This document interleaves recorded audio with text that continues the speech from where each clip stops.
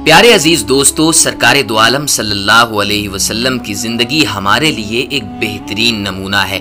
और क्यों ना हो कि आप महबूब खुदा हैं, बाइस तख्लीक कायनात हैं, इमामुल अंबिया हैं, क़यामत के दिन शफाअत करने वाले हैं। उस दिन के जिस वक्त किसी नबी पैगंबर की बारगाह खुदाबंदी में हाजिर होकर सिफारिश करने की जुर्रत ना होगी। आपकी शान इतनी बुलंदो बाला है कि अगर लिखने की बात की जाए तो ये दुनिया ख़त्म हो सकती है, लेकिन हुजूर कायनात सल्लल्लाहु अलैहि वसल्लम की शान ख़त्म नहीं होगी। दोस्तों, अगर ये कह दिया जाए तो कुछ गलत नहीं होगा कि शान मुस्तफ़ा अगर कोई हस्ती जानती है तो वो रब्बे काबा की ज़ात है, और अगर कोई हस्ती शान खुदा जानती है तो वो हुजूर कायनात सल्लल्लाहु अलैहि वसल्लम की ज़ात पाक है। दोस्तों, आज का ये वाक़या सरकारे दो आलम सल्लल्लाहु अलैहि वसल्लम की शैतान के साथ होने वाली मुलाकात और उससे होने वाले सवालात के बारे में है। इस हवाले से मुकम्मल तफसीलात जानने के लिए आपसे गुजारिश है कि इस वीडियो को आखिर तक जरूर देखिएगा।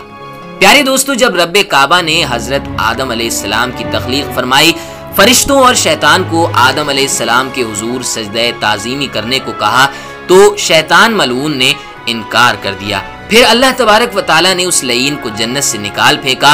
चूंकि शैतान के जन्नत से निकले जाने की वजह हजरत इंसान हुआ, तो उसने अपने हसद की आग बुझाने के लिए अल्लाह के बंदों को सिराते मुस्तकीम से हटाने का काम अपने जिम्मे ले लिया। मुख्तलिफ नबियों और रसूलों के दौर में उनसे मुलाकात करता रहा और उनकी कौम को तबाह बर्बाद करने के लिए उनको गुमराही में डालता रहा, कि जिसकी वजह से उन पर निहायत दर्दनाक अजाब आए और उनका नामो निशान रूए ज़मीन से मिट कर रह गया। हज़रत नूह अलैहिस्सलाम से जब शैतान की मुलाकात हुई तो आपने उससे पूछा कि ऐ बदबख्त, ये तो बता कि बनी आदम की कौन सी आदतें उन्हें गुमराह करने में तेरी मदद करती हैं। तो शैतान ने कहा कि जब हम बनी आदम को कंजूस, बखील, बदख्वाह, सरकश और जल्दबाज पाते हैं तो उसे फौरन झपट लेते हैं। जब किसी इंसान में ये तमाम आदतें जमा होती हैं तो हम उसका नाम शैतान मुरीद रख देते हैं। जब हजरत मूसा अलैहिस्सलाम से शैतान की मुलाकात हुई तो शैतान ने आप अलैहिस्सलाम से कहा कि ए मूसा, आप अल्लाह ताला के नबी हैं और आपसे अल्लाह ताला हम कलाम हुआ है, तो मैं भी खुदा की मखलूक में शामिल हूँ और मुझसे एक गुनाह सरजद हुआ है। अब मैं तौबा करना चाहता हूँ।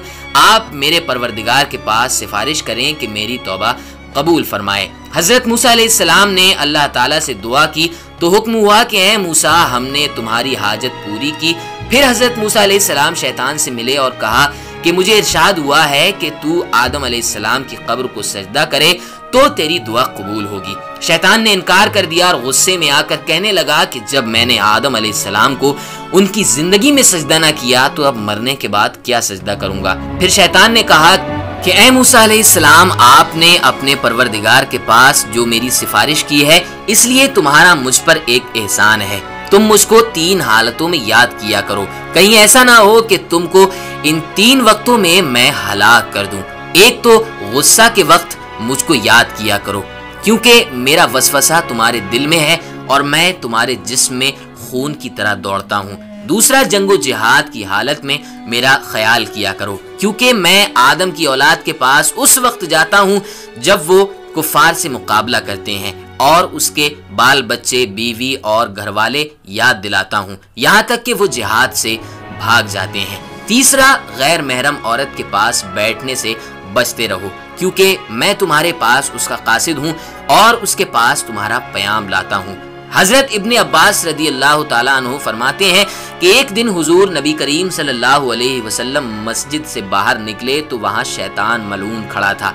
आप अलैहिस्सलातु वस्सलाम ने फरमाया कि ए कमबख्त, कौन सी चीज तुझे मस्जिद के करीब लाई है? तो उसने कहा कि हुजूर, मुझे अल्लाह ताला ने आपकी खिदमत में हाजिर होने का हुक्म दिया है। आप अलैहिस्सलातु वस्सलाम ने फरमाया, अल्लाह ताला ने तुझे मेरे यहाँ क्यों भेजा है? शैतान ने अर्ज किया, इसलिए ताकि आप मुझसे हस्बे मंशा कुछ पूछें। हजरत इब्ने अब्बास रदी अल्लाह ताला अन्हु फरमाते हैं कि पहले आप अलैहिस्सलातु वस्सलाम ने उससे नमाज के मुताल्लिक पूछा कि मलऊन, मेरी उम्मत को नमाज बाजमात से तू क्यों रोकता है? तो उसने अर्ज किया कि हुजूर, जिस वक्त आपका कोई उम्मती नमाज बाजमात के लिए घर से निकलता है तो मुझे एक मर्ज घेर लेता है। जब तक वो वापस नहीं होता तब तक मैं उसी मर्ज में मुब्तला रहता हूँ। फिर आप अलैहिस्सलातु वस्सलाम ने पूछा कि तू उनको दुआ करने से क्यों रोकता है? तो अर्ज किया कि उनकी दुआ से मैं अंधा और बहरा हो जाता हूँ, मुझे उस वक्त तक शिफा नहीं होती जब तक वो दुआ से फारिग नहीं हो जाते। आप अलैहिस्सलातु वस्सलाम ने फरमाया, तू उनको कुरान पढ़ने से क्यों रोकता है?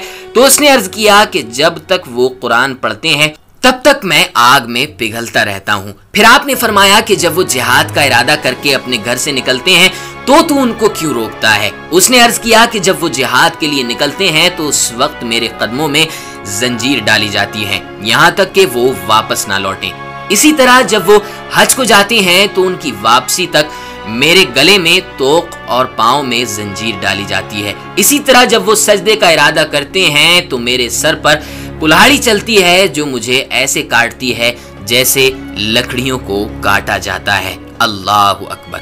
अल्लाह रब्बुल इज्जत की बारगाह में दुआ है कि अपने प्यारे नबी हुजूर कायनात सल्लल्लाहु अलैहि वसल्लम के सदक़े और वसीले से हमें दीन इस्लाम पर चलने की तौफीक अता फरमाए और शैतान के शर से बचने की तौफीक अता फरमाए, हमारा खात्मा ईमान पर फरमाए और जन्नतुल फिरदौस में आला से आला मकाम अता फरमाए। आमीन सुम्मा आमीन। प्यारे अजीज दोस्तों, आज की इस प्यारी सी वीडियो के बारे में आप लोगों का क्या ख्याल है? वीडियो के नीचे कमेंट सेक्शन में कमेंट करके हमें जरूर बताइएगा। और अगर आज की वीडियो आपको पसंद आई है तो हमारी वीडियो को ज्यादा से ज्यादा लाइक कर दें और अपने दोस्तों अहबाब में शेयर कर दें। और ऐसे ही इंफॉर्मेटिव वीडियोस का नोटिफिकेशन पाने के लिए हमारे चैनल को सब्सक्राइब करना बिल्कुल ना भूलें। दोस्तों मिलते हैं एक नेक्स्ट वीडियो के साथ। जब तक के लिए अपना और गिरदो नवाह के तमाम साथियों का ख्याल रखिएगा। खुदा हाफिज।